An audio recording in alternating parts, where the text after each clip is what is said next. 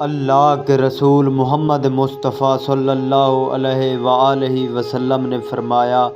جو شخص بارش کا پانی لے کر اس پر سورہ فاتحہ 70 بار، قل ھو اللہ احد 70 بار، سورہ والناس 70 بار، سورہ فلق 70 بار پڑھ کر دم کرے تو اللہ کے رسول نے قسم اٹھا کر فرمایا، جبرائیل میرے پاس تشریف لائے اور مجھے خبر دی، جو شخص یہ پانی 7 روز تک متواتر پیے گا،